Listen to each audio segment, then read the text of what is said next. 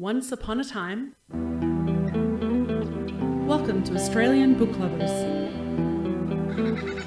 your destination for imagination.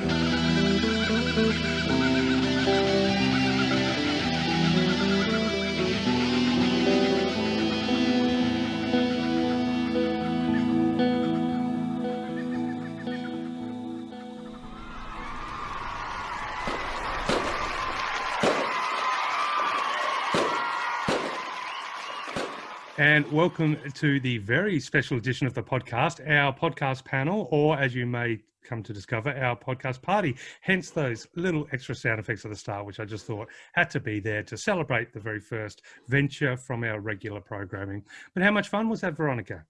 That, Darren, was a lot of fun. We had a fantastic chat with three fabulous authors. We had Sandy Barker, Sue Horsnell, and Clare Rhoden. Unfortunately, we lost Claire just about an hour in, but we will definitely catch up with her again. But it was lots of talk, lots of entertainment, lots of education, all about romancing Australia.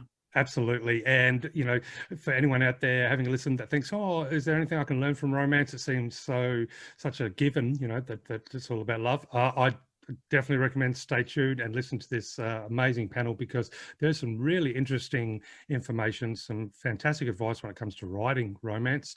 So many little odds and ends that I never had thought about, and was really happy to learn about and hopefully develop a couple of those little tricks that they talk about in future writings.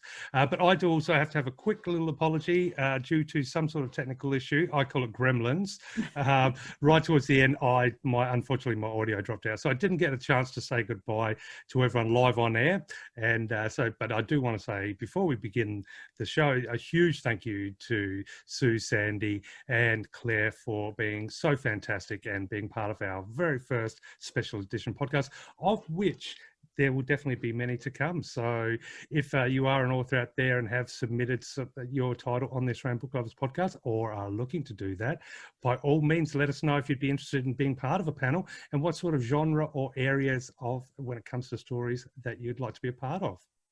It's fantastic. Once you get authors together and they start to talk about writing, it's almost impossible to get them to stop. But what I was so impressed was all of these authors knew so much about not only their own writing, but about their genre and about the process and about, their readers. So it was fantastic. And so the more we talk to authors, I think the better readers are going to be as well. Definitely. And as far as how wide and diverse the conversation can be, for example, strap yourself in, because on this very first romance panel, we go from jigsaw puzzles to Die Hard to romances, absentee romances, and to the tricky and difficult parts of writing sex scenes without being offensive, right through to each person's little individual story about what romance means to them, and something that has stood out as far as a romance in their life. So much to listen to, so much to enjoy, and I absolutely had a fantastic blast. So thank you everybody for tuning in, and be willing to enjoy this wonderful new episode, which will be the first of many. Excellent. Yes, well, and Veronica, thank you for being a part of it and for going to all the trouble to put it together. So without further ado, dear listeners, thank you. Please enjoy the show, and do please check out the authors' works on our romance genre section on the Australian Book Lovers podcast, because their books are fantastic. And I think after you hear what these ladies have to say, you are definitely going to want to learn more all about them. So Darren, you are too eager to get to the romance chat. We forgot all about the romance giveaway. Oh, yes, indeed. Oh, I didn't forget about it. I was just so excited about to let the listeners in on the awesome pod panel party. Pod panel party. No, excellent point. Who is our lucky winner? So we have 10 lucky winners, and we'll go through them in a little bit more detail. We just loved, it was so hard to pick who came first, because the answers were all so beautiful. So what we ended up doing is putting everybody into a randomizer and let the system, the algorithm, pick it out. And I love what got picked first. So this is what romance means to Raynette. To me, romance is what transports us out of our everyday life to a remote place of magical and indescribable well-being and joy. of silliness and heart-pounding pleasure, of happiness and light-headed bliss. That's a pretty epic sentence. That was And fantastic. I think that captures a lot. So congratulations, does. Renette, on winning so she wins the yes, major first prize. Yes. First prize, yes. 3 of Sandy Barker's books signed by the author, and the other people who win are Judy, Victoria, Laura, Susanna, Diane, Georgia, Sarah, Kelly, and Robin. So we'll be getting in touch with you via email, and you will receive a copy of one of Sue Horsnell's romances. Fantastic. And not only that, I believe on the next podcast, we're actually going to go through all of their wonderful submissions and let our listeners know, some of the other fantastic, inspiring sentences that were sent in. So thank you so much to everybody who was a part of the contest. I really do appreciate it. And apologies for trying to jump the gun there. But, it's all right. So much happening on this one. I know. We are ready to go now. Cheers. Excellent. All right, let's do it. Yay. Yeah, bye. So welcome everybody to Australian Book Lovers' first podcast panel, although we've decided to call it a podcast party. So we might throw panel out the window and see how we go. This is Romancing Australia, and started with an idea by Sandy Barker that she would offer some of her books to some of our listeners and readers, which was fantastic. So Darren and I were chatting, and we thought, well, why don't we get a few? We've got some fabulous authors here. Why don't we talk about romance? Because as anyone who's heard us chat knows, we are not romance authors. So I'm coming to you today from Warrungree Country, and my name is Veronica Strachan. Oh, and I guess this is the point where I might introduce myself. Yes. My name is Darren Kazako, a very much romance newbie, and I'm coming to you from Corner Country, and I am also one of your co-hosts today, and a co-founder of the Australian Book Lovers website and podcast. Beautiful. Before I introduce our 3 fabulous guests, just a quick couple of facts about the romance genre. So these are from Romance Writers of Australia, and also there's the Romance Writers of America and the UK, etc. But basically, the romance genre is a collection of stories where emotion and falling in love is explored. It requires a happily ever after or a happy for now ending, and it must leave the reader uplifted and happy. So I needed to tell myself that a few times with all the things that are going on in the world with the pandemic and politics. And so let's try and leave our listeners uplifted and happy. So a couple of facts about romance fiction is one of Australia's biggest cultural exports. It's growing at a rate that outstrips any other genre, but its success is largely invisible to the general public. So hopefully this podcast is going to make us way more visible. 900 romance titles by Australian authors were published in this is the 2015-2016 year. That was the latest I could find for Australia. But in the UK, in the first half of 2017, a romantic novel was purchased every 2 seconds. That's phenomenal. That is phenomenal. Wow. Yes. In 2018, in the US, 9.18 million romance books were sold. So wow. there's plenty out there. So I'm already thinking of my pen name. Yeah, that's good. I'm sure these ladies are going to dissuade us about how easy it is. So romance is the top-selling genre of all fiction. It was affected by COVID-19 lockdown, but in April of May, post that, it had a really strong recovery, and now it's its best performance in 2016. Romance has 23 subcategories. This is according to the K-Lytics report by Alex Newton, and he studies the Amazon and the other industries pretty well. So 23 subcategories, 22 subcategories, and then he goes on and on and on and all those kind of things. Now, according to a report in March of this year, the top sellers: romantic comedy, contemporary and historical romance, and on an upward trajectory is fantasy and paranormal. So there you go. So that's kind of where we are at. And let's leave it like that for now. Oh, one more thing. Who is the romance readers? About 80% female, average age 35 to 39 years. That was a surprise. Ethnicity, about 73% white, Caucasian, 12% Black African American, 7% Latino Hispanic, and 4% Asian American. This survey was, as you can imagine, done in the US. Sexual orientation, about 86% heterosexual or straight, 9% bisexual, pansexual, or other bi plus identity, 2% gay or lesbian. The most frequent readers are younger. Half of them are frequent and very frequent readers. And interestingly, there's a lot more print sold, 64% print, ebook readers, a little less, 35. So interesting that still a lot of romance or readers like their books held in their hands. So let's leave it for now and introduce you to our fabulous panel, who I know are itching to either agree or refute all of those things that I have just told you. So first of all, we have Sandy Barker.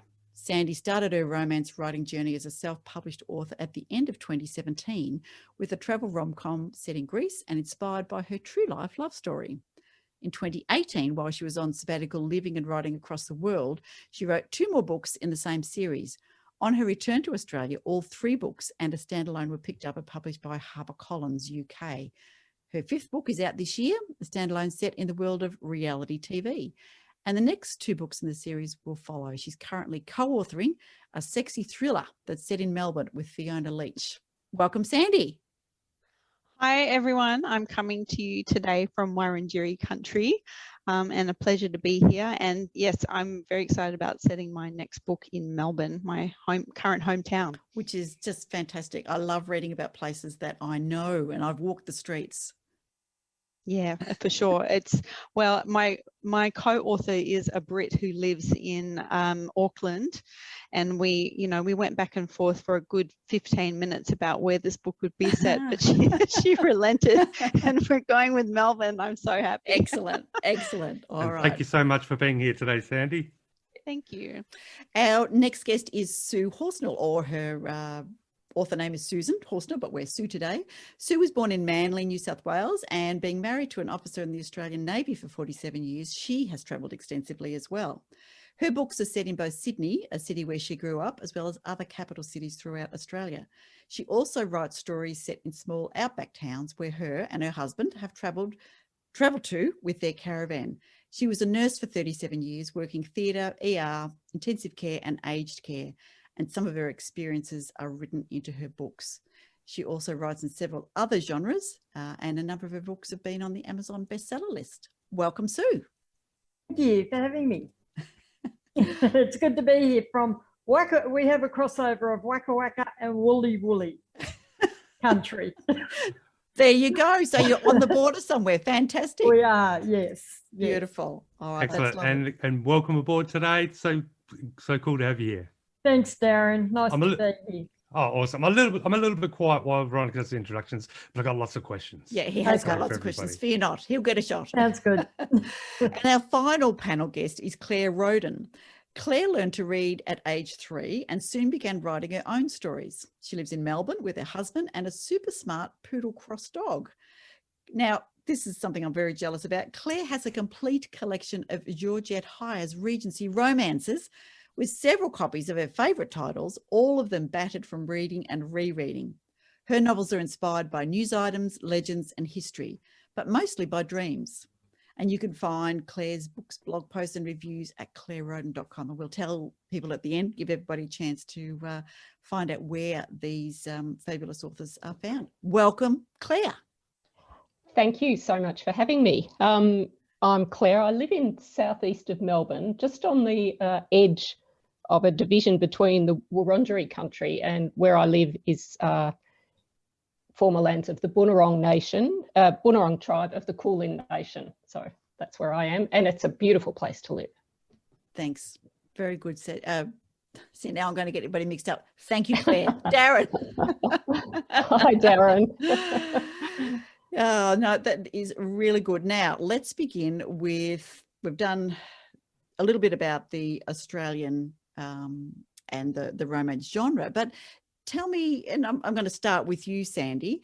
Tell us a little bit more about what you write romance-wise and, subgenre-wise and all those kind of things. Saying, is there 22 and 22 sub-subs? And why did you get into writing romance? Well, I write travel romance, and it's contemporary, so, and rom-com. So I guess it's a convergence of three of those subcategories, or they might be sub. Yep. It's really interesting how it's all, you know, you look at your categories on something like Amazon. It's like, oh, what am I? Oh, okay. Oh, good. All right. That's where I fit. Yeah. So I'm an avid traveler, and it's just something that lights me up inside. And my travel experiences, I used to send these newsy emails, you know, when I'd get home. We're talking, you know, mid-noughties, I'd get home from these trips and I'd send these emails, and now I have to post all these pictures. And then I was like, oh, I'll start a travel blog, because then I can just tell my family, this is where I've been, these are the things I did, here are the pictures, etc. And then they could just send them a link.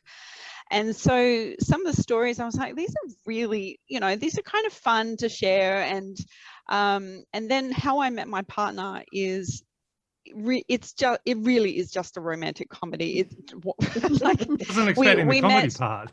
we met on a pier in Santorini as we were about to get on a sailing trip, and you know, he's quite a bit younger than me, and he lived in America and I lived in Sydney, and he was really keen. I'm like, go away, you're too young for me. You live on the other side of the world. What can possibly happen? Long distance relationships never work. Well, we've been together for 15 years now. So yeah, it was about 5 years ago now that I thought, well, it's kind of a fun story. So I started writing that, and it was only as I was writing it that I realized it would be more interesting if I threw in a second love interest. So the book itself is actually a love triangle, but in real life, it was, yeah, just a long distance relationship for about 2.5 years before we lived in the same city. Oh, wow. But, yeah. Very good. So do you agree with the, I guess the definition from Romance Writers Australia that you need a happily ever after or a happy for now ending? I think a happy for now. Most of my characters are kind of on a journey of self-discovery. I know that can sound a bit twee, but you know, they're just dissatisfied with life and a bit stuck. And so sometimes that happy for now is them finding sort of peace with themselves, maybe not a resolution in the romantic side of things. And for anyone who's read One Summer in Santorini, they know that there's not a resolution to the love triangle that comes in book 3, which is called A Sunset in Sydney. But yeah, it's just, for me, it's a kind of a satisfying happy for now, because she's no longer miserable and devastated after this horrible breakup with a man we never meet in the book. So yeah, I think that is a really nice, succinct definition. Claire, what do you think? I agree. I think the happy for now is probably something that's becoming a bit more popular. Happily ever after was more popular, but I think readers are a little bit more savvy. One of the things that I think maybe is missed is that the absence of bitterness in the endings of romances, so that while there might be regret for past mistakes or lost opportunities, it does generally have that positive feel that it's possible to go on and live life and be happy in the future. So happy for now, and with the possibility of good things to come, I think is one way to look at it too. Yeah, that's an interesting point. So eliminating bitterness, but yes, and instead focusing on optimism regardless of the current situation. That's really, yeah, I didn't think of it that way. I'm so interested, Veronica, to hear that you say the readers are between 35 and 39, if we're talking gross generalisations. Is it before people get too bitter? So they still have hope. Well, see, that is interesting. Yeah, I wonder if they did the study in Australia whether it would be the same, because this was a US one. Yeah, interesting. So Sue, what about you? Tell us a little bit about that, because you cover several subgenres as well. I Tell us a do. bit about why you write romance. I have a lot of rubbish in my head. I started off. Oh, you're an author. Yeah. Funny about that. I was really close to my dad growing up. He was, my parents were English. They were never Australian citizens, so which is really good because it means I have dual citizenship. Excellent. And my dad was a mad keen cowboys and Indians fanatic. He just loved the Wild West. And I suppose because I spent so much time with him, I developed that same love. And, you know, we read a lot of books, we watched a lot of movies. And and it just grew from there. And I started to think, well, why should the Indians always be the bad guys? And, you know, why should the cowboys always win? And Dad and I had many debates over the years. And so when I decided, I had been writing outlines of stories, and when I started to write, that was the first genre I wrote in, was Western historical fiction. Right. And I was almost obsessive about getting historical facts correct within that genre. But then I found that because I was so determined to make sure it was actual, even though it was fiction, that the facts that were in there were still accurate, I found that that was very limiting for the 1800s. I was, you know, you can't have a train crossing the country, you know, 3 decades before there actually were trains. Yes. Which I see in a lot of books now, which tends to irritate me a bit. So I thought, you know, I had this wild imagination. I just wanted to broaden it. And so I struck out into contemporary, just straight contemporary romance. And I brought some of my nursing and experiences of that into it. And then I branched into LGBT. I even have a paranormal. So it's sort of, and I have children's books. So fantastic. Yeah, so I've sort of right across the spectrum. And I find that I have Western readers tend to be, the books are more sweet. The Western readers don't tolerate bad language or sex before marriage or any of that sort of thing. So they tend to be very sweet, very difficult to write, where I can allow that steam through into the contemporary. And the contemporary readers read the Westerns, but the Western readers, there's very few that will read the contemporaries. So that's interesting. So that you definitely got a conservative audience, which I wouldn't have thought for a Western audience. My main audience is through the southern area, through the Bible Belt of the United States. Oh, okay. They're your Western readers. Right. Yeah. So, and they are extremely conservative. So, you know, I mean, I was absolutely hammered in a review because I used damn. Oh my goodness. Yes, I very quickly learned that, you have to be extremely careful with what you write. And it's, you know, and even back in the 1800s, I mean, they didn't speak without cussing and carrying on. So they expect a little bit of it to be unrealistic, I think. So create that world. Yeah. Yeah. And the romance, just before I shut up, the romance, I don't agree with Happy Ever After or Happy for Now, because two of the greatest romance stories that I've ever seen were Gone with the Wind and Love Story. And and no one can call them like women's fiction. They are the greatest romances ever. Yes. And neither one have resolution in the end. Very good. Yeah, thank you for refuting that. I like to hear that, definitely. So, yeah. Yeah, although I do think that in both of those, the characters have moved to a place where they can continue to live. Well, they have a future. The character died in Love Story, but the people left behind aren't suicidal. No, they're not bitter about the whole thing. No, probably so. Yeah, so happy is probably the wrong word, but content. Yeah, so I'm with you. Yeah, interesting. Yeah, because when I brought that up before, people have said, "Oh, that's women's fiction." I thought, no, it's not. No, you know, I mean, they are just some of the most amazing romance stories. So, and there's probably a million more out there, but they're the two that come to mind. Two good examples, though. Yeah, very good examples. Yeah, Claire, tell me, you also write historical fiction. So, how important for you is factual accuracy? I'm thinking about your book, The Stars in the Night. Yes. Okay, so my World War I adventure romance. Yes.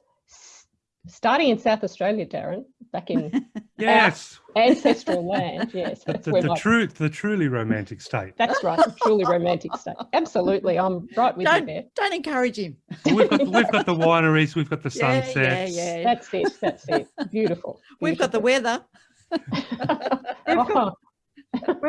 We've got the weather and the beaches. Oh yeah, okay. I give up.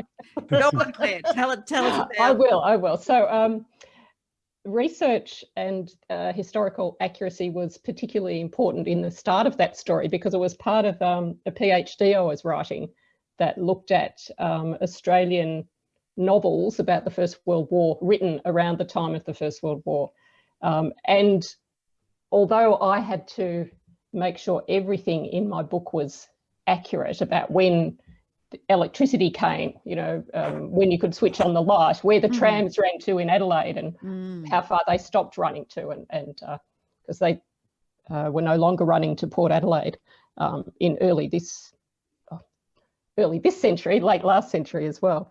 So small matters like that, because I would be picked up on it, perhaps not by my examiners, but by knowledgeable readers who knew their South Australian history. And with the First World War, I had to be very careful to make sure that my characters didn't go anywhere where Australians couldn't have been or have experiences that Australians couldn't have had. And I was asked recently what was the most weird piece of information I had to include, was that did everybody know that nobody had tin hats at Gallipoli? So they weren't invented until 1916. Wow. So, bad luck if you put your head over the parapet. So there's many books and novels that will have, bullets clanging off the tin hats in the trenches at Gallipoli. Well, no, you're just dead if you got shot in the head. So that's kind of interesting. So, but it also has a bad side, because if I come across that when I'm reading or watching, I go, no, and I forget about the story and get too bogged down in the detail, which is a bit of a problem. Yeah, that's why my children will not watch medical series with me, because, being a nurse, I go, and a midwife, that baby's 6 weeks old. Look at it. It's focused. What are they thinking? It's so terrible. It does kind of ruin it a bit. But it brings me on to my next question, which is, everything is romance, even action films. Now, Darren and I have had this conversation a couple of times, and I might even let him speak first, but there's a great article written in the Sydney Morning Herald. I'm trying to think who was it. I'll put it in the show notes who it is. But, and of course, it then also talks about two of my favourite films, which are the Star Wars and also great Christmas movie, Die Hard. So I don't know how many of you agree that Die Hard's a great Christmas movie, but what this woman suggests is that it's not so much the action and the guns and the shooting, but in fact, Holly Gennaro left her husband for a job that he thought she'd fail. Instead, she excels. He realizes his mistake. He comes to apologize and fix the mess he made of their marriage. So his ultimate goal is actually to save his wife so he can show her how much he still loves her. So I thought that was a very interesting take on it. Do you agree that everything is romance, even action films? Sandy, what do you think? Well, yes. Well, first, Die Hard's definitely a Christmas movie. Excellent. Let's just Ding, ding, 2 votes on the board. Yeah, exactly. I think that the theme of romance in Die Hard is really, really important. And if you think about grand gestures that a man can make, saving your wife and her colleagues from a group of terrorists is a really great grand gesture to show how much you love her. Yes. So, big kudos to John McClane. I think that it is, it's all about his wife. It's all about, otherwise if he didn't have any skin in the game, so to speak, he'd probably just leave and hand it over to the police. But yeah, I think that is quite a romantic story. And I don't know that everything is romance, but I do look for those romantic elements in stories, that the bigger stories. I mean, really, we know that the Star Wars franchise episodes 4 to 6 is really just about Leia and Han. Yes. I mean, that's the only interesting part of the entire stuff. Well, I'll hold back there because this is the romance panel, but yes, it is true. If I think this is described to boy from the wrong side of the moons falls for courageous and beautiful girls sworn to fight for freedom of the galaxy. So yeah. It's great. I mean, it's just we won't talk about the strange love triangle between Han, Leia, and her brother. No. Okay, that's perhaps a little odd. But yeah. Yeah, that's so weird. I actually have a bit of that in my current book that I'm writing at the moment, which is it's truly off. And every time I see that scene, I just go, well, I guess that just goes to show when part 2 or 3 or the further episodes of the story haven't quite been fleshed out or written yet. They kind of change it down the track and go, oh, that's right, they kissed. Oops. Yeah, that's the ultimate in writing yourself into a romantic Yes, corner. definitely. But when what Veronica brought up was interesting, the idea that romance is in everything. But I'm just curious to, as an extension to that question, as romance writers or authors, obviously well versed in the whole craft, do you think there's a definitive line that separates, for example, books with a romantic element? At what point does a novel or story with a romantic element turn into what you would call a romance novel? Does that make sense? Yeah. Because That makes I get perfect that. I'm curious Yeah. because in my mind, I honestly don't know where that dividing line might fall. Because absolutely, the love, or at least the promise of love, or the search for love, or the loss of love always does tend to be such a important part of any story of any genre.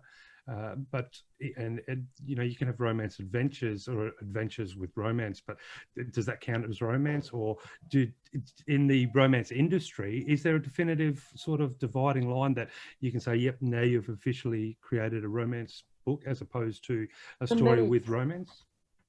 For me, there is. Where's do tell? I'm curious.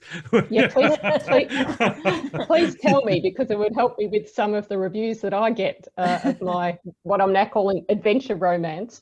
So there's not enough romance. Right. A romance is, from the way that romance readers in Australia, Yes, the association in Australia, they look at the romance as being the total focus of the story. So the whole story revolves around the romance, and you have outside influences. With romantic elements, you have maybe World War I is the major focus and everything that World War I entailed, but off to the side, there's a romance going on.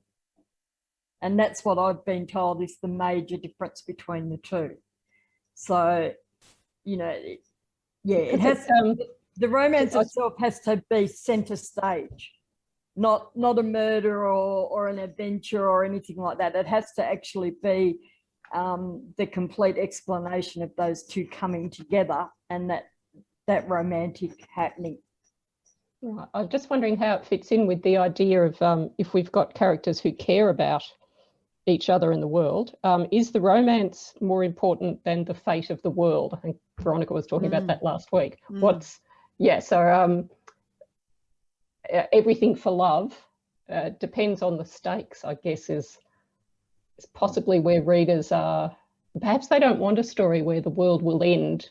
No, if this romance doesn't, you know, they want the traditional girl meets boy, you know, girl and boy aren't sure about each other, girl and boy end up together. So it's the total focus, and it might be influenced by outside elements, but it's the major focus of the story. So in effect, the romantic plot, or whatever the plot entails, gets all of the attention in a romance novel. With on the periphery, there might be a certain background, but ultimately essentially it's going to be always a story of between 2 to 3 characters. Would that be a fair guess as well?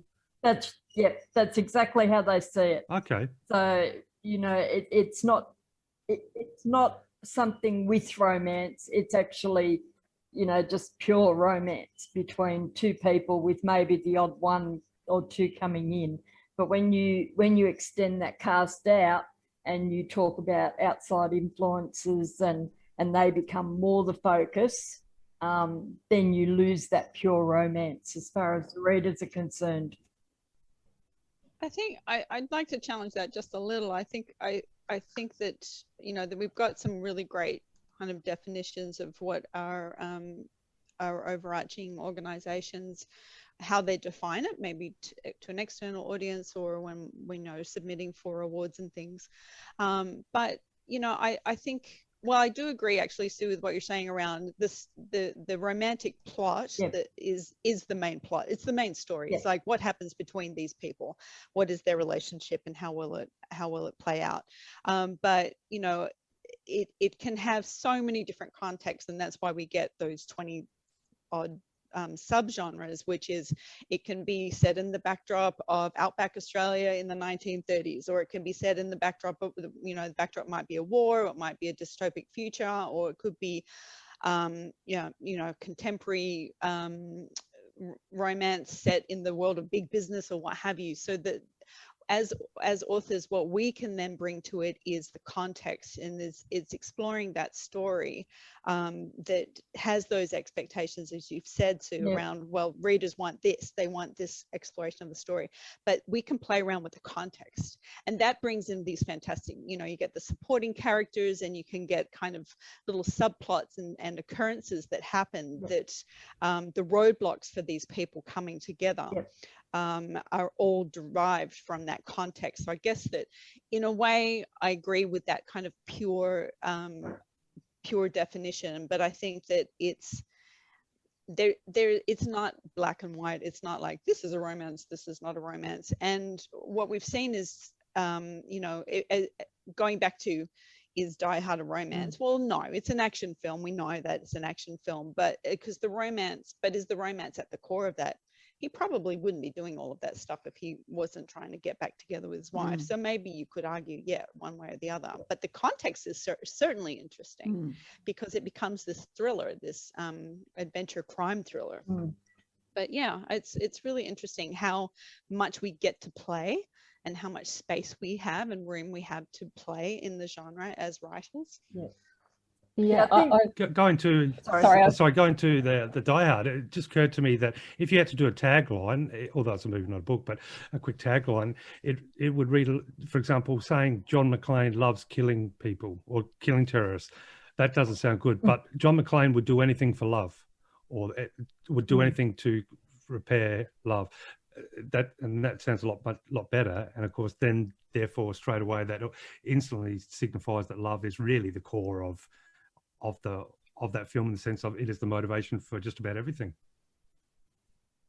Yeah. So what are the, sorry, go ahead, someone was going to mention something. No, it's all right. Okay. I was just agreeing. I was agreeing with what Sandy said about too, that you know, she nailed it when she said we have the control over the backdrop, but that's just what it is. It's the backdrop. And it's only, like, I'm only just sprigging what Australian romance reader surveys have shown, what readers have said. I'm on the fence as to whether I necessarily agree with it, but that's how they describe what they want in romance. So the other things are background elements. It's got to be, you know, front and center. It's like the star of the show is the romance. I think that's probably a really good way to put it. In the book I'm working on at the moment, which is my first Regency romance, see if it comes out, I find myself thinking about the plot in ways that will further or hinder the romance, rather than how are these romantically involved characters going to deal with the fate of the world. I'm thinking of how can I manipulate the fate of the world so it adds or subtracts from what's happening with these two people. The fate of the world becomes a hurdle they need to cross to fulfill the feelings they have for each other. Yeah. And I can make it up, you know, which is great. So the fate of the world isn't the focus. How the couple deal with it in their romantic sense is the focus. Rather, it throws up the hurdles that they have to get over. You know, how are they going to deal with bankruptcy? You know, for example, it's not actually about the bankruptcy, it's about how they are going to recover. Or the effect it's going to have on their relationships. Yes. Definitely. Yes. So Claire, has that taken a big change in mindset from, you know, the way you've normally written for about, you know, your dystopian sci-fi series, for example, talking about, you know, the breakup of, you know, social and moral fibre and, you know, various races coming to the fore and those kind of things. So how have you had to switch your mind? That's quite true. I feel like it's a closer focus, particularly in the Chronicles of the Pale, which is my dystopian trilogy. In that story, there are lots of partnerships and quite a few pairings and very important caring relationships between people and the wonderful Kanini, for example, the dogs and their relationships with each other, whether they love each other or the humans they're working with. So I think relationships are at the heart of it, and I'm very interested in those. Trying to refocus to concentrate on a single relationship, and I feel it's a bit more enjoyable in that it's lighter. It's that I don't have to really destroy them all the time. I know in my dystopia, I want to, dystopian sci-fi and World War I kind of go together. You really need to be in that mindset of everything's going terribly. It's bad. What are we going to do? It's the end of the world. It's not quite. It's the Regency romance in particular. It's a social problem. It's not such a moral. There are a few moral elements, but it's not a moral issue that I'm investigating. It's more the society and how it interacts with classes in this particular case. Yeah. Okay, so I'm going to ask then Sue and Sandy, how do you, and with your longer experience in writing the romance, how do you keep, what are the challenges, I guess, in keeping the story fresh when we know it's going to, there is a degree of comfort and predictability about where it's probably going. So, and how does that work maybe with a standalone and a series? Can you sort of talk me through that? So Sue, you want to start?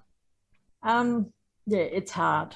It really is hard. And because I write Western historicals, I have a lot of mail order brides, and there's only so many situations for a mail order bride. So it can be a little bit same old. So you've got to really get your thinking outside the square. One of the books I wrote started out as a gay romance. I decided to bring a third party into it and then killed her off. Okay. So I thought, well, that throws a whole new side on romance. And I killed her off because she dies in childbirth, and I wanted the gay couple I wanted the focus to be on the love between the gay couple raising that child. So, I sort of, you got to try and think of different ways to spin it. And yeah, it's not easy because there's millions and millions of romantic books out there, and there's authors in decades gone by where if you read one book, you've read them all. It was just different character names and a different beach. So yeah, it's not easy. It's not easy. I take my hat off to anyone that can come up with a totally unique idea. What about you, Sandy? I typically know when I start something where it finishes. So, and I'm one of those people who doesn't really plot things out, chapter by chapter. I just have a general idea of the story, but I always know the end scene, what it's going to be. And I think a lot of authors do kind of work in that way. And what Claire said is, you have the backdrop that you've decided on, the context in which it's written. Is it contemporary or historical or futuristic or what have you? You've got all of the elements, all of the things that life can throw at these people, and it's just the permutation of those elements. It's like, how do they all come together? What are some outrageously, I write rom-coms, what are some ridiculously stupid and or embarrassing things that have happened to me that I can throw at my characters? So it's just this combination of those elements that does keep those books fresh. And you can read an author. I've read every one of Lindsay Kelk's books. She's written 15 books in rom-com genre. 8 of them belong to a series, and she finds fresh ways to kind of come at the same boy meets girl story, and I try to do the same, which is, let's put them all on a coach in traveling around Europe for 2 weeks and see how that goes, and what are the challenges there, and what are the funny things that can happen. So it's really about, you might have a preconceived destination, but it's almost like planning, you know, a caravan trip around Australia. You're like, okay, I'm going to start here and I'm going to go here, but how do you get there? There's 150 different ways to get there. So it's really about bringing in those little vignettes, those supporting characters are really brilliant for keeping the stories fresh, and just flipping the context as well. So, you know, Claire, if you go on to write more Regency romances, you probably are not going to worry about the bankruptcy in the next one. You know, you might go, okay, what's another great challenge that this couple from this context can endure together, or what have you. So I think it's just around that, but it's also around your own voice as an author. I think that there's not enough kind of credit given to how distinctive we all are with our voices as authors, you know, not necessarily how our characters talk, but what's our take? You know, are we talking directly to the reader? Are we confiding in the reader, which is how I tend to write? Or, you know, is it third person and you just kind of have an eye on everything and you're the puppet master? Or is it limited through this one character's point of view and you only know what their perception is? So we all have our different ways of coming at it. So what you end up with is this beautiful kind of unique thing that even if it is a foregone conclusion, this happy ever after or happy for now, it's how you get there. It's the destination. It's not the destination, it's the journey that makes it so distinctive and unique. Yeah, that's absolutely and true. I think because the reader wants the journey. They want to come with you, don't they? Mm. And I think when you hit the nail on the head when you said that it's your own unique experiences as well. So everyone has those different experiences that they can integrate into their journeys. And I think that's where they become different.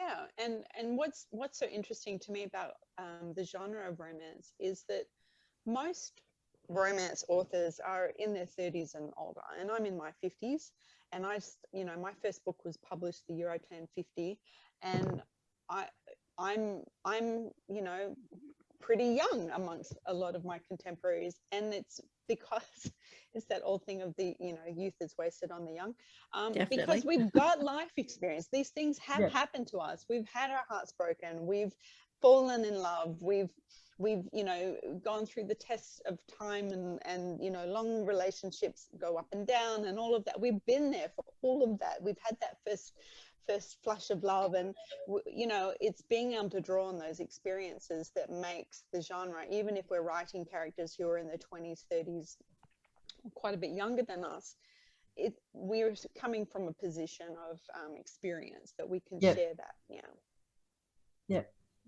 I have plenty of that. I was going to say, sorry, Darren, go ahead. Oh, I was just going to say that's all great answers, and you know, from where I'm sitting, and that's someone who hasn't read a lot of romance, you know, in my head it was a case of, is it just, you know, boy meets girl or person meets person, and it's already set, and so it's, you know, how do you, just like the question was, how does it sort of stay fresh? But having listened to all those answers, it's completely changed my perspective, because really, you know, the fact that it's the journey that counts the most, and you know, and I was just sitting here thinking, well, isn't life essentially, you know, when it comes to love and romance, I mean, you either get together, two people either get together or they don't, and you know, obviously anyone in a relationship has gotten together, but so it's that, but how that happens is really the story, isn't it? And it's and that's endless opportunities, and you know, and I think in an abstract way, I probably haven't thought about romance in that way, because of too much focus from my perspective, too much thought of, well, I already know the ending, so what's the, you know, but of course that's not what those books are about at all. And I mean, it's a silly thing for me to say, because, you know, well, I suppose books are a little bit different, but if I were to throw in movies, you know, if there was a horror movie about three couples going to stay in the woods for a romantic getaway, there's no first, you know, no prizes for guessing what happens there. So of course, I already know the ending there. You know, most people are getting killed, one might survive.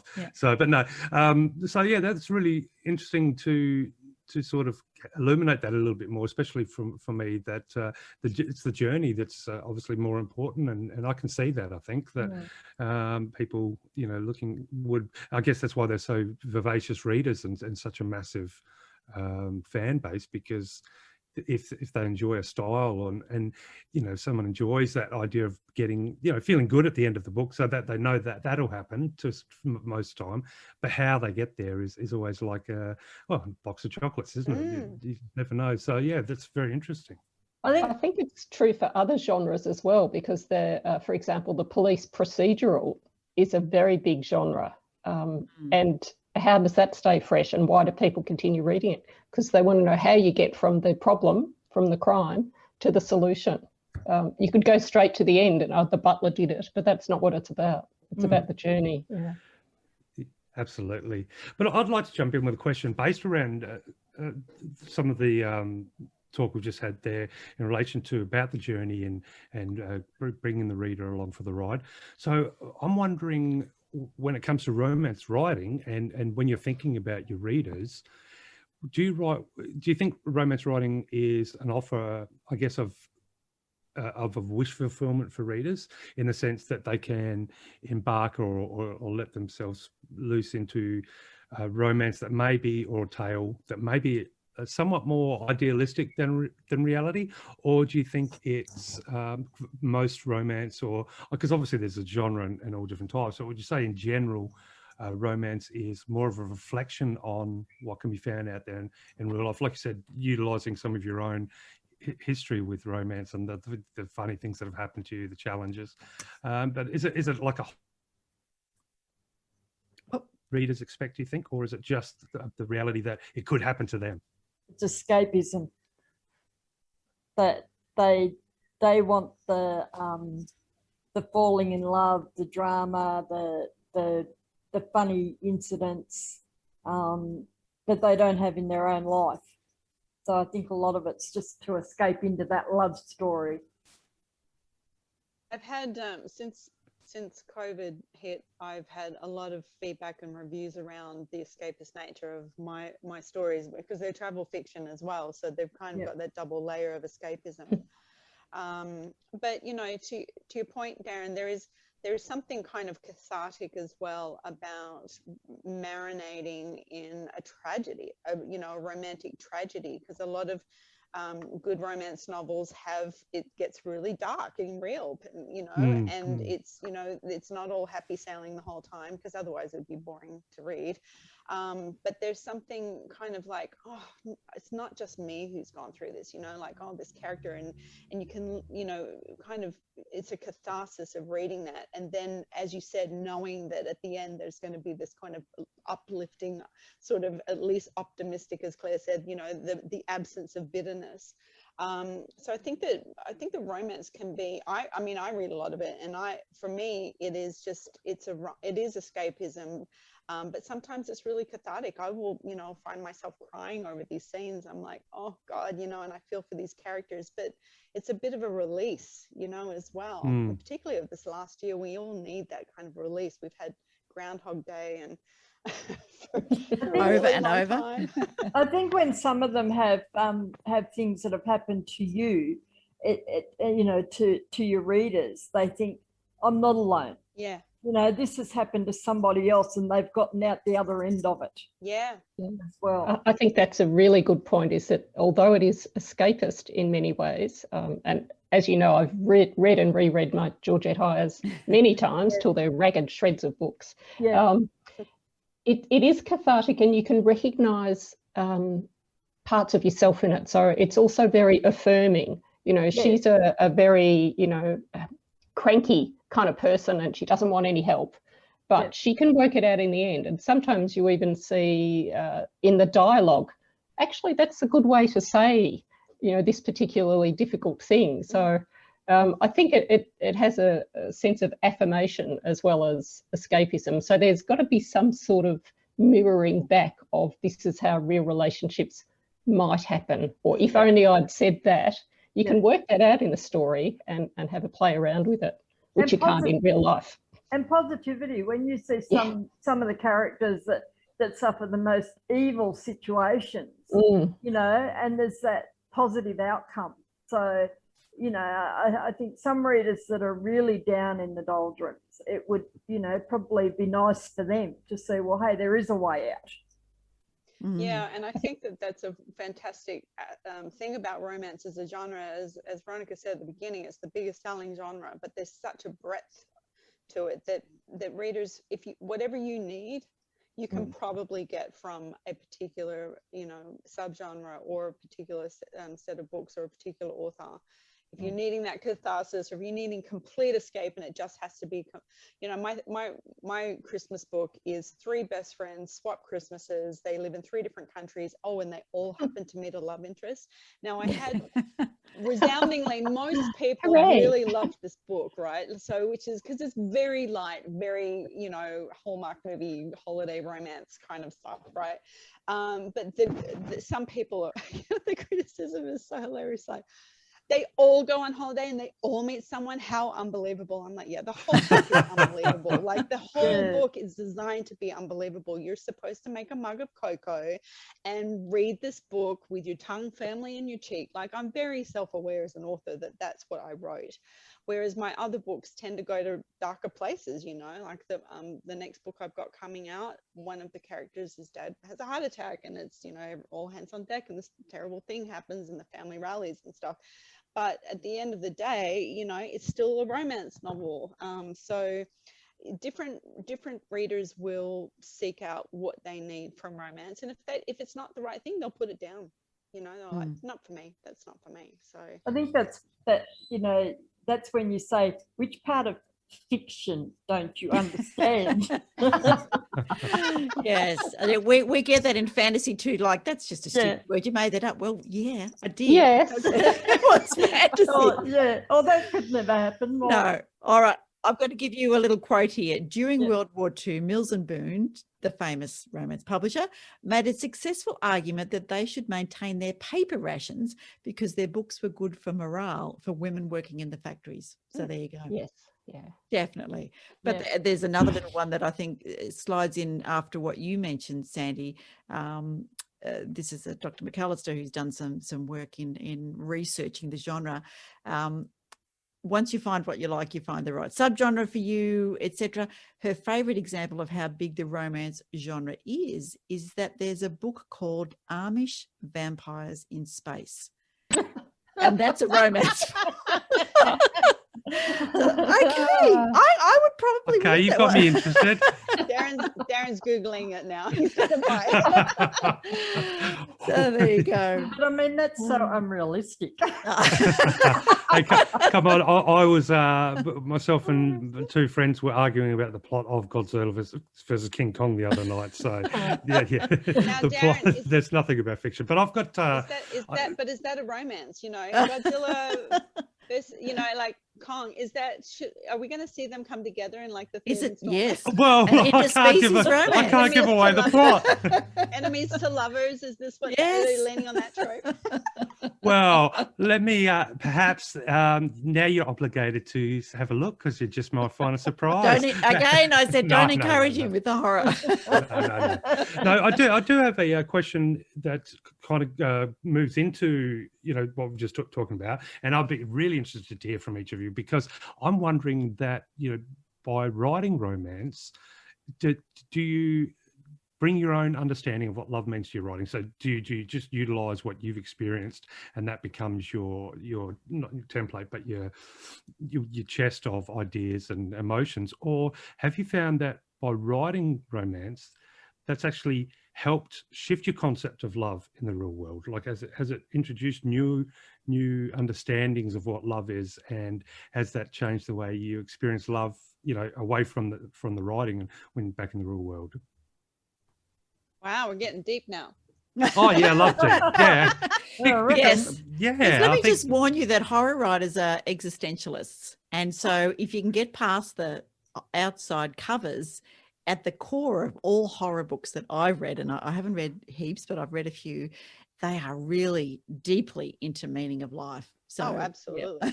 No, but love's so important, and you know, like obviously, you're writing, you choose to write romance because there's a passion for romance, and so I'm just wondering, you know, did you bring all the fantastic romantic experiences from your own lives to your writing, and also your ideas of what love is? And I'm sure you do to start with, but as your writings progress, have you found that you are your whole idea of love and romance has shifted from your writing, and has it affected your real life, and then like do you see things in different lights? I would think, just to jump in, that as we said earlier, a lot of romance writers have quite a bit of life experience, so it's not always just your own experiences, but what you've observed in the people about you, the people you care about, and how things have impacted on them. So occasionally I think people will recognise themselves in a story because of that.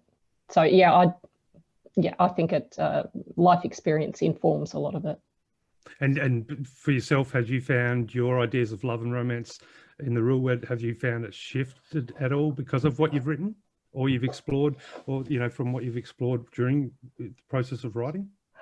What I find in my writing is that I allow my characters to express their love more freely than I feel able to always in the real world. Oh, wow. Okay. Because I don't get the opportunity to die for anybody very often.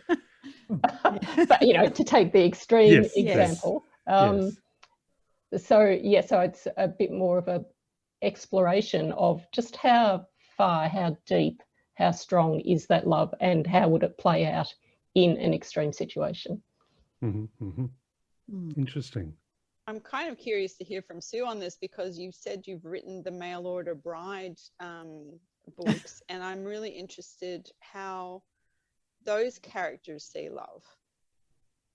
Yeah, Mail Order Brides, it's sort of a slow realization, because of course it's got to have a happy ending. So they do, all my Mail Order Brides do eventually fall in love. But I have just joined a series where a Mail Order Bride actually runs away.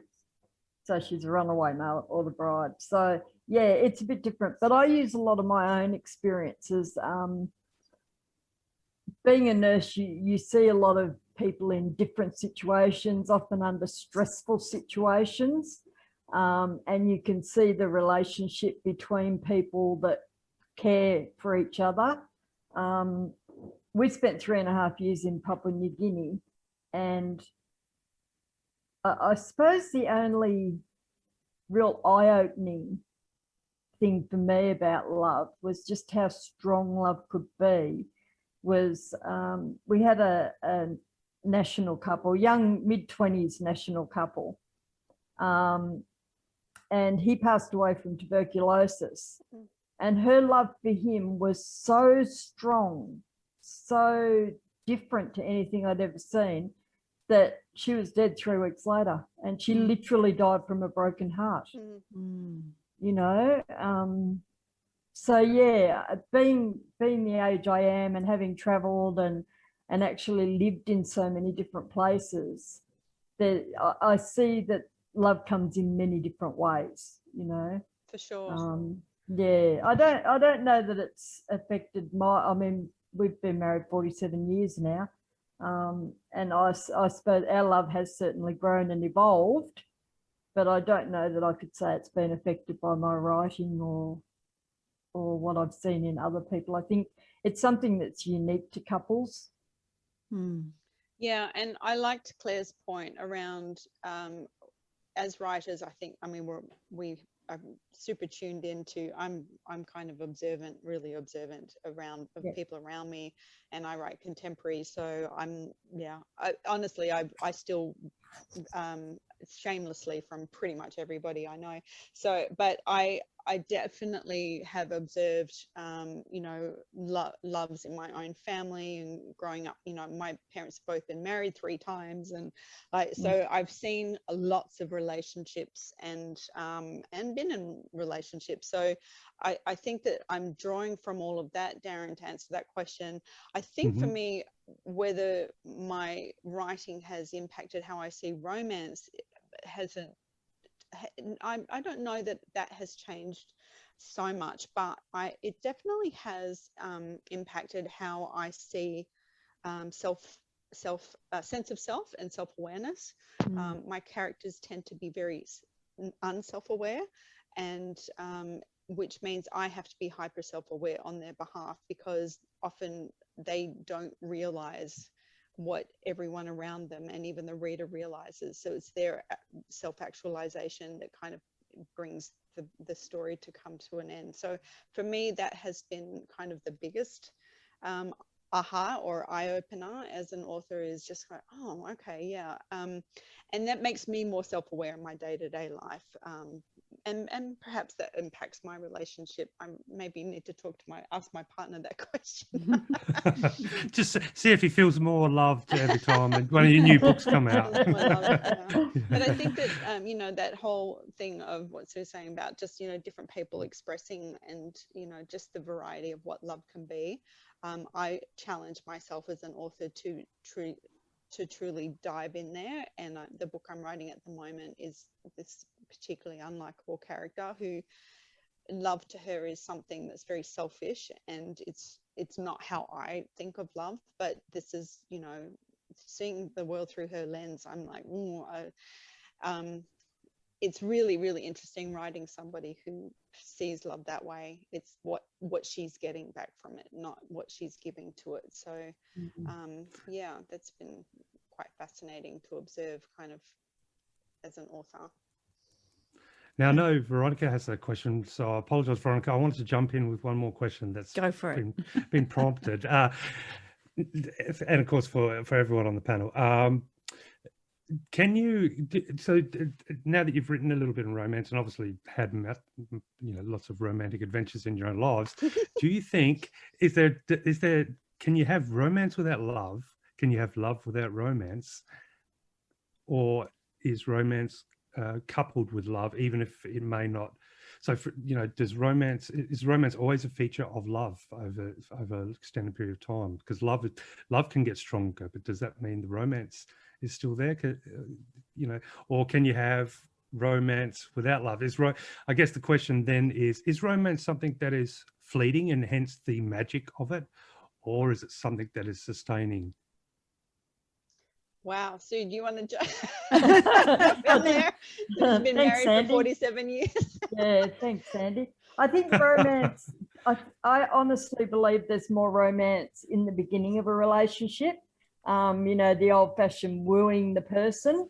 And then I think that, you know, as that romance continues, then they develop love between the two.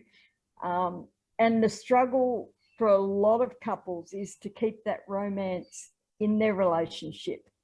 And, you know, even though the love gets stronger, you want love is more predictable. I think romance is more unpredictable. You know, like you don't know if your husband's going to turn up from work with a bunch of flowers, which is quite a romantic gesture. You know, so I think it's really important that the two go hand in hand. But yeah, one's predictable and one's a little less predictable, but more so early on, because I think, you know, the guy wants to wow the girl, or the girl wants to wow the guy. And so they tend to be they think more romantically. Yeah. I think that, I mean, you asked, can romance exist without love? Absolutely. I mean, there's, you know, the start of, and you think about so many rom-com films that, you know, the romantic lead is being schlepped about by the Lothario, and it's just so romantic, you know, and they're on the moonlit beach and whatever, but he's not the one that she's going to end up with and fall in love with. Yes. So romance is it can be just that, you know, just that kind of that flirtation that's kind of superficial and you know, looks and feels good, but then ideally in a relationship, particularly if you're writing one as an author, if you're writing a relationship that's going to stand the test of time, and we're going to check in with these characters in 10 years and see how they are, you would want the romance to be alive. You would want them, you know, as their love has strengthened, you'd want them to find, you know, be able to still look across the room and share a look at a party and go, oh no, let's get out of here, that kind of thing. And those little couple things, you know, so you know, I try to find those little nuggets, and as I'm writing my new couples, as they're coming together, that would seed the romance continuing in their relationships as they, you know, as they age. And I do envision kind of, you know, the characters that are in my series, I'd love to come back to them in 10 years and just have a big reunion, and, you know, and see where they're all at. I'm kind of curious about where they'll all end up, but I hope that they've got, you know, a romantic life together. So yeah, I think that they're different things, but they do sit alongside each other, and ideally they would be partnered romance and love. Yeah. Well, I'm definitely glad to hear the consensus is that romance isn't something that's just fleeting, that's for sure. And I'm taking notes here too. So flowers unexpectedly. Yeah, I'm going to ask Yuki how many flowers she had for the rest of the year. Okay, so let's segue slightly and go from romance and love to sex. So sex on the page is empowering, according to, you know, some bits and pieces that I've read. And let's just say that there are flames according to, and look, each country has its own, but according to the Australian romance writers, you can have 1 flame, which is sweet romance, 2, 3, 4, right up to 5 flames, which is erotic romance, explicit sex, et cetera, et cetera, et cetera. So when you are writing your books, and so you've already kind of intimated a little bit that you've got different audiences that work for there. How do you put your, you know, the sexual writing on the page? Tell us a little bit about the process for that. You feel a bit like a voyeur. Okay. Imagine how the reader feels.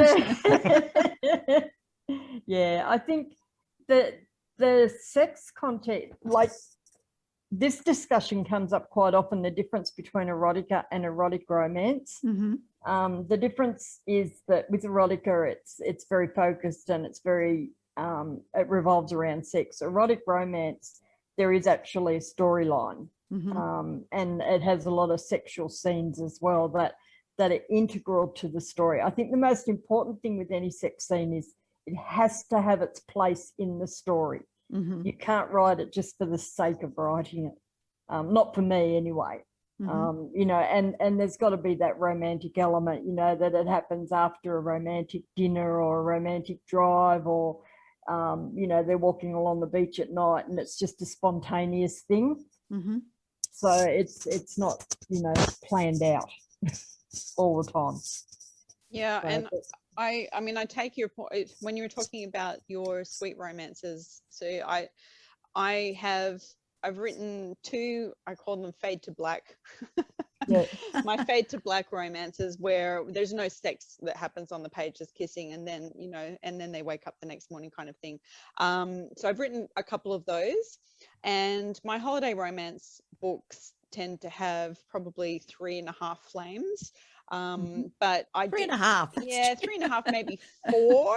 Actually, Okay. I've been told to dial it back, and I actually had to cut 2 sex scenes out of one of my books. They're like, it's just too much sex, and I'm like, really? Now you can release the uncut version. That's and double your exactly sales. right. I can release the just those sex scenes as their own standalone thing. But now I'm writing the book I'm co-authoring. I'm writing erotic fiction, so it's not erotica. So there's like 5 flames. I'm writing 5 flames. But how you get it down on the page is essentially how you would do, you know, describe any kind of action. It's all the senses and the emotion. So you've got to be describing, kind of tapping into, you know, what does it what does it feel like from a body's perspective, and also what it's not just the mechanics of it. It's not just stage directions and then he and then I, and it's not just that, but it's like, what is the effect of the physical actions on the body and how the body feels, the senses, and then how that character is feeling emotionally at the time and then afterwards. So it's that convergence of that, the stage directions, I'll call them, and kind of that experience of it. So yeah, and when you read a poorly written sex scene, it's really obvious what's not working, and it's actually really tricky to write a good one. Yeah, I'm getting better with time, but yeah, you're right. You know, you've got to bring in all 5 senses. It can't be just the act itself. It's, you know, and that's why outside settings for me are good, because you can talk about the warmth in the air and the noise of the waves crashing on the beach, and the salt, you know, on the skin. So you know, you can sort of, you can put all that into Getting very warm in here, Sue. Well, and actually, I wouldn't mind if I could just jump in with a quick question about descriptions, and also you mentioned, Sandy, about being asked to sort of dial it back a little bit. But I'm wondering what constitutes, because it's, as opposed to say video or movie, which is obviously a visual medium, when it comes to you know, explicit sex scenes or erotic scenes in a book, what would constitute something that would be like, as far as pushing the limits? Is it what is being implied as far as what is physically happening, or is it the words that are being used? Because for me, I wouldn't be able to write a sex scene if like for if my life depended on it, because I wouldn't know what words are useful, not offensive, what words would get me laughed out of the room. Do you know what I mean? Yeah. So like, I can say, of course, I can visualize, say, for example, a sexual event, but to describe it, what constitutes, you know, bordering on, you know, being too explicit or offensive? Is it the language, or is it the visualization that you're trying to impart in the reader? It's the language. You've got to bring in the visualization and the setting, for me anyway. So you've got to be careful with your, don't use moist. I think that's something for all of us to live by. Yeah, it is around language, because I mean, there are certain acts that are going to be considered more explicit and more erotic than others, but it is around language. And that was one of the things I was pulled up on by my agent. She read something, she goes, just this phrase is tipping this over from a rom-com with sexy parts to erotica. And so, you know, there are certain phrases, and it's interesting because I belong not just to Romance Writers Australia, I belong to Romance Novelists Association in the UK, and they've just started a chapter called Eros, which is for erotic romance. And we're having these frank conversations. We're like, what are the words? What are the words?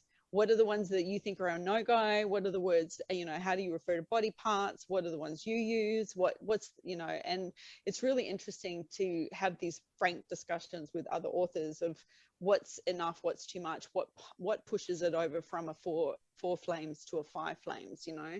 So I think we're having good conversations about that, professional conversations about that. That's interesting. So in theory, for example, the phrasing that was highlighted as maybe being a little bit too risque, or even borderline offensive. So the act that it may be used to describe is you can keep that in, but you just change the way that you describe it. Exactly. Ah, that's very interesting. Yeah. Okay. Claire was mentioning about a writing course, a romance writing course, and about that very thing, the language and what is best to describe and all of those kind of things. So yeah, it's I just write the scene, and then my editor comes back and goes, oh, that's very and then I also get picked up because my books are very sweary. So I, you know, one of my editors came back and said, Sandy, you use the F word 85 times in this book. And I'm like, yeah. Like, she's like me. She uses that word all the time. And you know, it's these are not, that was not my sweet romance. My sweet romance, I think I actually did not use the F word at all. But yeah, it's really interesting how you just kind of have to, it's the subgenre. You have to be really aware of what are the boundaries. And what your audience is as well. Yeah, I mean, exactly. I said the F word twice in the second book in my Outback Australia series, and I got hammered. Yeah. Oh, Because apparently nobody in Australian Outback says it. well, apparently nobody's actually been out to the Outback that reads your books. Yeah. That is Yeah. so It does funny. bring up- It's so funny the things that some readers will pick up on. You're like, Oh, it is. okay, yeah, that's It not, is. that's not. Can I just ask you then, given that there are flames and there are categories, do they go in the book as part of your, you know, your pre work, you know, the preface and those kind of things? Are there trigger warnings for those that might accidentally pick up a 5 flames and they're looking for a sweet romance? Do you put trigger warnings that there might be, you know, explicit scenes involved? I don't. My publisher hasn't done that. I think trigger warnings are important for particular topics. So if you know you're tackling something that could cause somebody emotional angst or what have you, if they read it and they just kind of stumble into the scene and go, oh my goodness, this is about this thing, and that's a trigger warning for me. That's a trigger for me. So I think trigger warnings definitely have their place. I think most romance readers are very savvy about subgenres, so they can tell from the cover and the blurb what they're going to get. I famously, I actually tweeted it this week. I had this great screen grab of one of my 1-star reviews, which said, too much swearing and it's all about sex. And I'm like, if you don't mind a little bit of swearing, you like sexy rom-coms, you know, and people love that. They think it's brilliant. So, and it's just once in a while somebody will pick up something and go, oh, this isn't what I thought it was. But I think, you know, I'm working on this sexy crime thriller, and we're going to have to market it as a sexy crime thriller. Like I said to my writing partner, why don't we just call it Sex and Lies? And there should be no ambiguity about what it is, you know? Yeah. But I think most romance readers are voracious readers and they read widely. And so they're pretty savvy about what genre they're getting, subgenre they're getting themselves into. I agree. I always, I make a note of my sweet books. I let people know that they are sweet. I hate the term clean, because that makes it sound like everything that other authors write is dirty, which is just wrong. But yeah, with my sweet books, I always say this is a sweet Christian story. And so they know there's nothing more than the odd peck on the cheek. And with my others, I always put suitable for 18 plus. Okay. Oh, that's a really good way of doing it. Yeah. But it's interesting with the rating system, because I was actually chatting with Veronica about that before earlier this morning. You know, rating. You know, book, how it'd be good if books had like good old fashioned video ratings, because I could put R-rated on my books and it'd sell more. Because, you know, but I think it's a little bit different with books. While I was just sitting here thinking, because it's not like you can be surprised or shocked the same you can with, say, for example, a record that may have something explicit, at least, you know, lyric that just jumps out at you, or you're watching a movie and there's a scene that comes and sort of wallops you with its crassness or something, you know, or something that goes against what you'd normally watch. Because if you're reading a book, you're reading and you can, it's not like it's just going to suddenly happen. You might get a couple of pages in and go, this feeling like it's probably a little bit too edgy for me. Yeah. As opposed to, oh, I wish I didn't see that. You know. Yeah, but the other thing too is that when you're watching a movie, it's visual. So it's right. Yeah, it's very fast. It's their explanation in their heads of what they want you to see.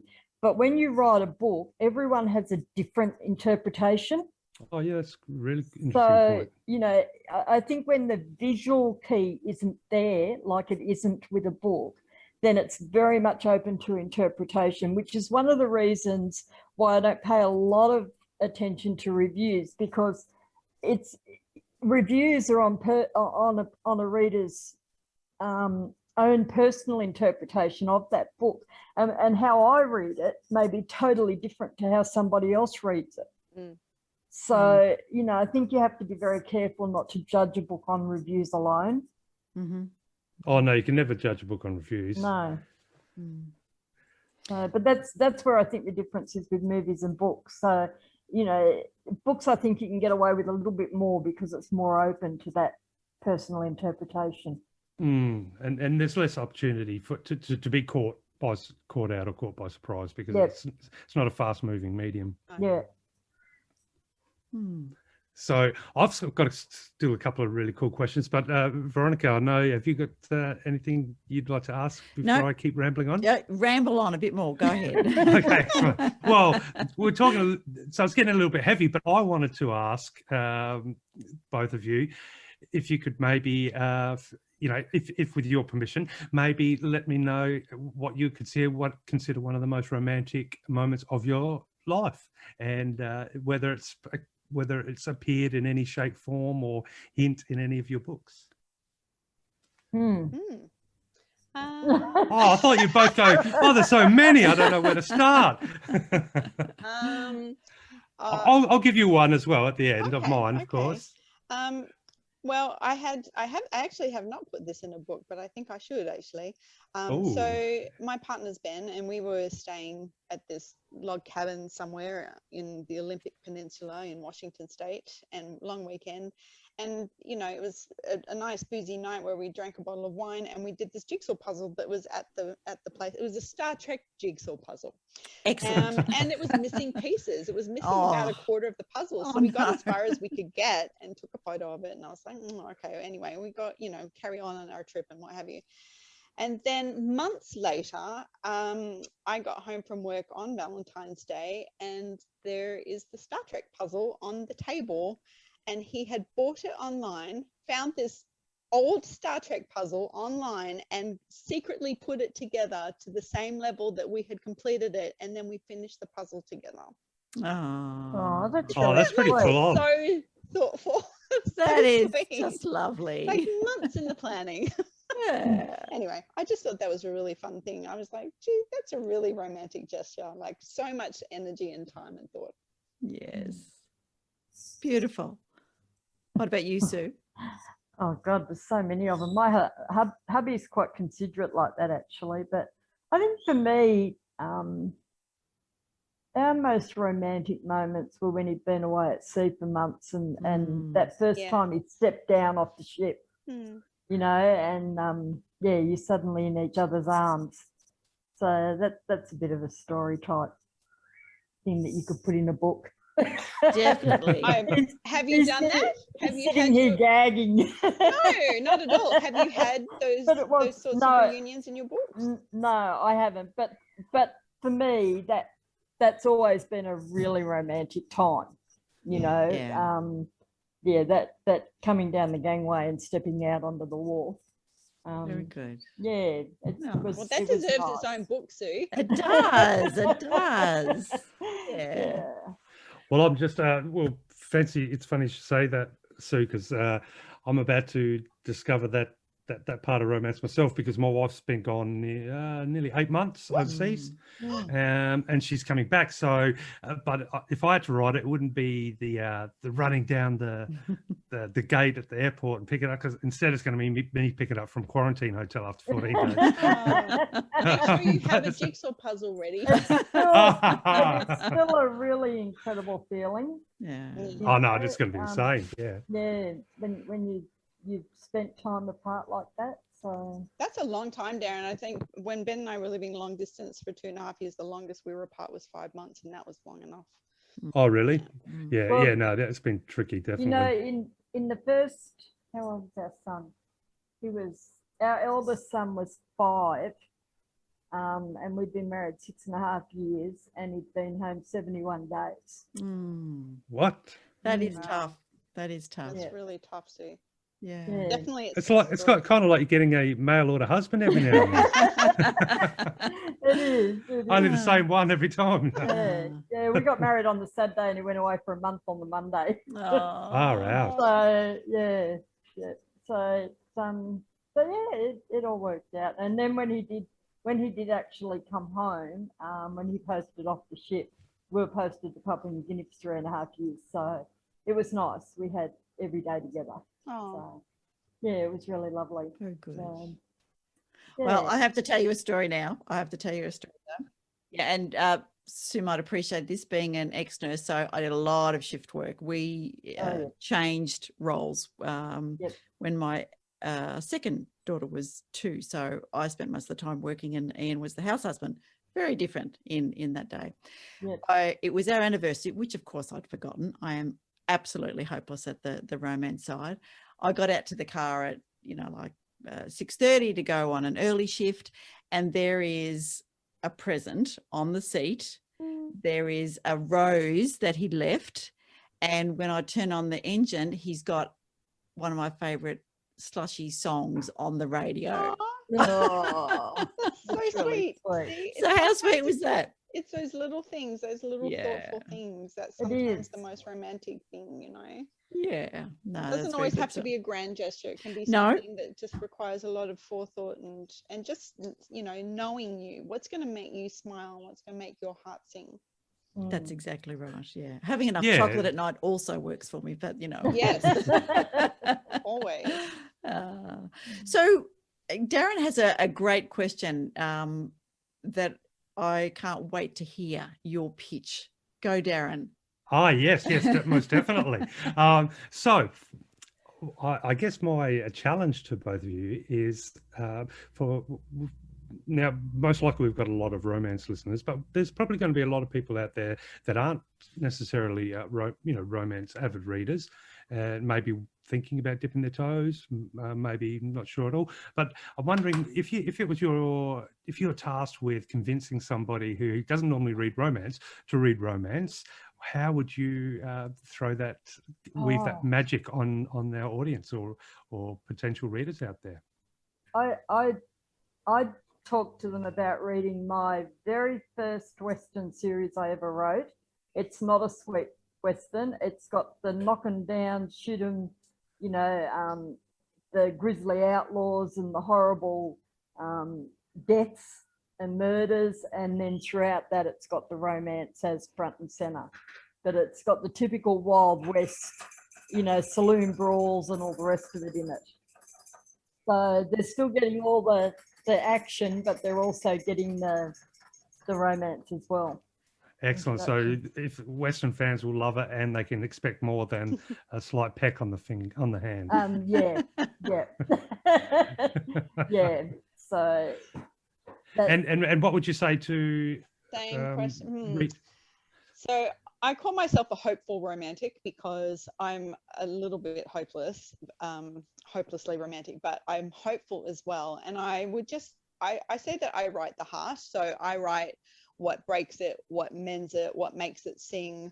And that romance and love it's the human condition, so it's just reading to know that you're not alone. Again, that affirmation, going back to what Claire said earlier, is this affirmation of I'm not alone. This is a human thing, as well as the escapism of it. I mean, it's just so much fun and so cathartic to escape into a love story. I mean, it goes back to Beauty and the Beast. It's a tale as old as time. So I think, and also that romance is so broad that there's something for everyone. So if someone's like, well, I only like to read Amish, vampires in space, I have a romance book for you. I have it for you, and I was an English teacher from way back. So when I had those kids, I'm like, I only like to read about skateboarding. Here you go. Here's a fantastic book about a kid who likes skateboarding. So yeah, I think that there's something for everyone, but it's just, it's a human thing. So if you need something to read and you want to escape, then why not pick up a romance book?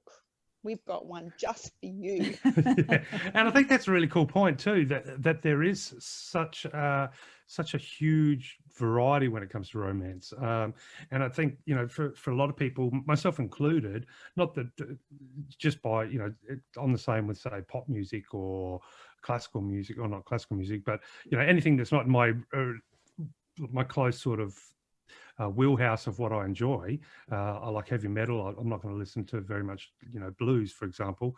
But doing this panel and leading up to the panel has given me an opportunity to have a rethink about romance and look into it a little bit more.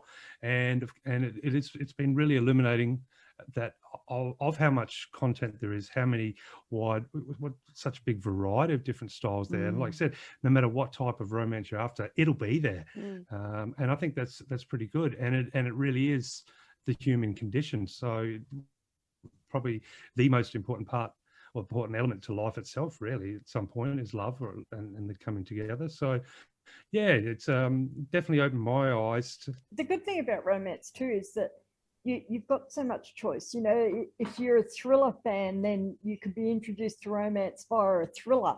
If you're a dystopian fan, you can be introduced to it via a dystopian setting. So, you know, I think romance sort of it has so many background settings that can introduce a reader into romance. Yeah. Well, while we have you both here, so you may or may not be aware, Veronica and I have written the first book in what we hope to be a series, and still not sure how to, like, as far as whether it's a romance adventure or adventure romance, but we'll leave those semantics aside for the moment. I'm wondering, off the top of your head, is there any definite no-nos when it comes to writing romance, or even when you're writing romance within, you know, in an action or adventure or whatever it might be? Are there any no-nos that you know that you've discovered from the industry where you should never do when it comes to two people coming together and in a romantic situation? No, the only thing that I would warn of is be very, very careful with how you integrate children. People can be very touchy about children being hurt in any way or neglected or anything like that. So you've got to be really careful about that area of it. But I don't know of any real taboo areas of romance. No. No, I think because it is really, you know, the core of the human condition, that there's no corners that are off limits. No. It's that something for everyone. So no, I think really what you will be deciding is the romance the core story, and then it is a romance that's an adventure, you know, that's an adventure, is romance adventure, or is the adventure, that story is the key, and then the romance is a subplot, and then it's adventure with romantic elements. So I think the only kind of line to draw is whether or not, and as Sue was saying, you know, at the very beginning of our discussion, is it the main plot? And if it isn't the main plot, then that really just answers, that's your litmus test, really. Yeah. But like, for example, are there any cliches when you're writing a romantic, let's say a romantic scene? So it doesn't, whether the book is purely romance or not. Is there any cliches to avoid? Like, so for example, if you read it, that I'd written, you know, something that would make you, oh my God, what a rookie. Like, what sort of cliches to avoid? Yeah, I think, you know, look, as romance authors, we definitely have to rely on tropes because it's a nice shortcut to a particular thing. So we might be, I'm going to write enemies to lovers, or the fake date, or the, you know, friends to lovers, or the love triangle, or whatever. So you kind of sit inside the trope. I think if you're a skilled writer, then you can still use cliches. Cliches are fine. Sometimes they are the best way to express something. And maybe they do kiss, as Stu said, on the beach at sunset, you know, that can be super, super romantic. But if you're basically coming at romance and you're writing for the first time and you're going to just borrow or plagiarize, you know, every romantic scene you've ever, if you're going to rely too heavily on that and you're not going to actually draw on your own experience or just come at it in a fresh way, you've got a fresh way of saying it, then maybe, you know, hopefully a beta reader or somebody is going to say, yeah, it's a little hokey. But then, you know, some people want hokey. So look, you do you. Oh, I'm not writing a romance just yet. Oh, but I don't know. I think after today we've converted you. I think you might have, yeah. No, but because coming right back full circle with the idea, the concept that romance is sort of everything.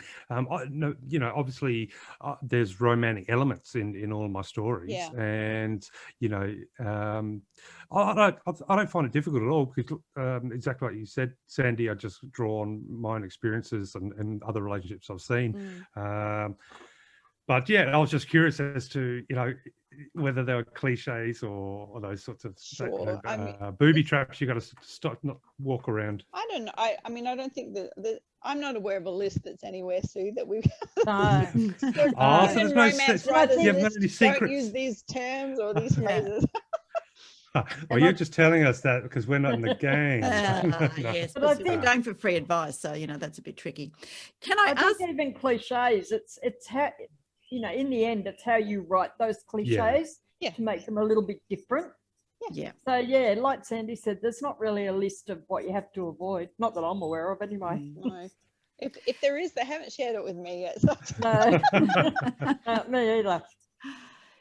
Can I ask you both about the future of the romance genre? So how do you think it's changed over the last few years? And do you see, I guess with the current state of, things that are in the news in Australia about, informed consent and, safer workplaces and those kind of things, how is, the future of romance writing going to pick up on those things, the Black Lives Matters, hopefully we won't see lots of pandemics in romance, but how will the real world, do you think, change? Because obviously we've changed since Regency, even though we're still writing about it. What do you see as the future? I don't think it's going to be much different to what it is now. Yep. Yeah. The chatter online is to avoid. See, the trouble when you write in a pandemic or a Black Lives Matter or women's role in society, you date your novel. You immediately date it. So the chatter around online is that people are going to avoid that sort of thing. So they're going to still continue with what's regarded as a traditional love story, and just put some of their own experiences into it, but not bring current affairs into them. So, and really, when you look back on some of the big stories, apart from something like, Gone with the Wind, and Regency, which, seeks to particularly date the novel, or the Wild West, which seeks to particularly date it. I think it's going to be a long time before any of that pops its head up in the majority of stories. I might be wrong. I think what I've seen, I mean, unless you're writing a historical fiction where, men talk to women a particular way, or hey doll face, nice pins, or whatever, unless you're writing hist-fic, then I think that there is this kind of undercurrent of understanding what is expected and acceptable. So we've been having in romance writing, we've been writing about safe sex for years, right? So that's there's quick flick of the blood and the condom, okay, so that's happened. So I write condoms into my stories, or like a quick question about that. Consent is now the big hot topic in contemporary fiction, and it's good. It's good to be it's good to be aware of that. And unless you're writing 50 Shades of Grey or that sort of thing, which is on the fringes of what is consent really, and that's kind of what that whole thing is exploring. I hear peripherally, I've never actually read the books, I'm not lying. I think that we do kind of need to be aware of that. But with regards to social movements, I actually blogged about this, about whether I was going to include the pandemic in any of my books, because I write travel fiction, and I had decided not to. And I don't have the date, the year in any of my books, so it can be any year.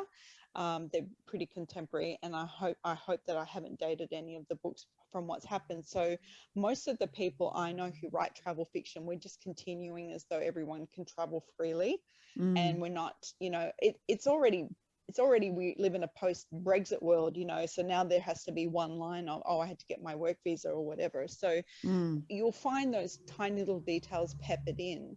But when it comes to things like, you know, we had the marriage equality in Australia in the last few years, and, you know, we do need to be much more mindful in contemporary fiction around, you know, for example, in the Christmas swap, I've got one of the couples are two women. One of the love interests is an Indigenous Australian man, and there's not, it's not a big to do. These are just people who are in the story. This is just, you know, like, because that's reflecting reality. Is, you know, I have friends who are in same-sex marriage. I have friends who are of color and different nationalities. I wouldn't, as an author, opt to write one as my main character, because I write in first person predominantly, and I don't feel that's my story to tell. But I want the characters in my books because I want my books to reflect real life. So I think we just need to be respectful and mindful. But I think consent's probably the biggest permeator of writing romance in the last couple of years. So would you say that those sorts of society shifts and whatnot, they just really find their way into the romance writing in an organic manner? I guess is that what you're trying to say? That's sounds so like. much more eloquent than I was, Darren. Okay. Oh, nearly took my headphones off. No, that's how elegant I am. No, yeah, so it just comes. So it's better to just let it come through organically, and rather than I sort of spotlight it, really. Well, that's what's happening in the LGBT world, in the gay writers, because I read a lot of LGBT as well as write some, and I noticed that most books don't even mention about when gay marriage was legalized, and some might just add in, since gay marriage was legalized, we've now been able to do this. Yeah. So, you know, it's more of a passing thing rather than making it a point of it. Yeah. And I think that comes back to what you'll describe romance, the division, that dividing line, and that is that the romance, the relationship is at the forefront and everything else is at the peripheral. Yep. So it's about the person A and person B and sometimes person C, and the other stuff is just background noise in the romance. So I think, yeah, I could imagine. I agree. Yeah. Okay, ladies, we've heard a lot about about romance and specifically about some of your work, but I would love to hear you spruik your latest book for the listeners. So Sandy, can we start with you? Yes, so my next book is, the working title is Staggered, The Single Girl's Guide to Hunting. So our main character is called Abigail Jones, and she studied journalism and she wants to be a journalist, but she actually writes recaps for reality TV shows for an online magazine. Wow. Clickbait, essentially. So she sells her soul every time she writes a piece. And her recap of a show called The Stag, which is based on The Bachelor, goes absolutely viral, and the producers love it because their ratings have never been higher, and they actually invite her onto the next season of the show as a doe. So she's going to be undercover. All of the producers and the director will know, but no one else will know that she's there, and she actually is the same person who writes these recaps because she writes them under a pen name. So yeah, that's the premise of the book, and it's set in Sydney. And it's set on the show The Stag, and it's in a mansion on the harbour, on the Sydney harbour, and it's so much fun. It's so much fun because I've actually been able to write the recaps as well as the story, so you get to read the recaps. Very and good. I think it's my funniest book. So I'm really looking forward to that coming out, and that's coming out early August. Excellent. Are you yourself a reality TV fan? No, not. But last year when we were in lockdown, my colleagues and I had a pool for The Bachelor, and we started watching it together, and we had a sweeps, and I started writing the recaps for them, and that gave me the idea. So no, not really, but it was kind of fun during lockdown. But so Veronica asked where people can find out about my books. So my website is sandybarker.com. That's pretty easy, and all my books are on there, and buy links, etc. But you can just, Google me, Sandy Barker. And there she is. and most of the Sandy Barkers are me, but there is a Sandy Barker who writes Erotica that you can find on Amazon as well. That's not me. Okay. Not yet. Writing an erotic romance is a big difference. Okay, you've explained that to us, so that's quite correct. All right, Sue, can you tell us about your latest book? My latest release was in Samantha Cole's suspenseful seduction world, and I wrote the backstory to a character from one of her Trident series books. Jake is a prominent character in that series, and that he has a background that's touched on but never actually explained. And he was actually involved with another man when he was young, who had an extremely homophobic, bigoted. He had an extremely homophobic and bigoted father who actually beats his lover to a pulp and leaves him blind. And I had actually done a lot of work with the newly blinded down in Victoria. So I drew on that experience and how Max and Jake are torn apart, and then Max has to work his way back into his life and go back to the law degree that he was studying and all that sort of thing. And they both have an alternate love story. They fall in love with different partners, but then they eventually do come together, 20 years later. Very good. And because Jake blames himself for Max being left blind, and he can't get past that. And where Max has never blamed him, but they just sort of go down separate paths, and it's this coming back together where they finally find forgiveness and can, go on with their own love story. So really they were never meant to be, but, they weren't each other's soulmates, as it turns out. So, and it's a complete standalone. You don't have to have read Samantha's book to be able to understand it. But it just answers a lot of the questions for the Trident series readers about Jake before he came onto the scene.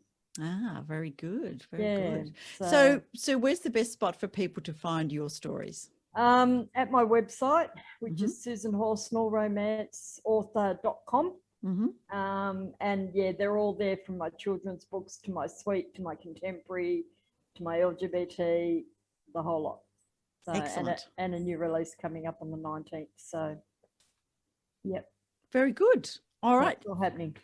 That has been absolutely amazing to chat with you all. I should actually mention before we wind up that, of course, Australian Book Lovers, you can find us at www.australianbooklovers.com.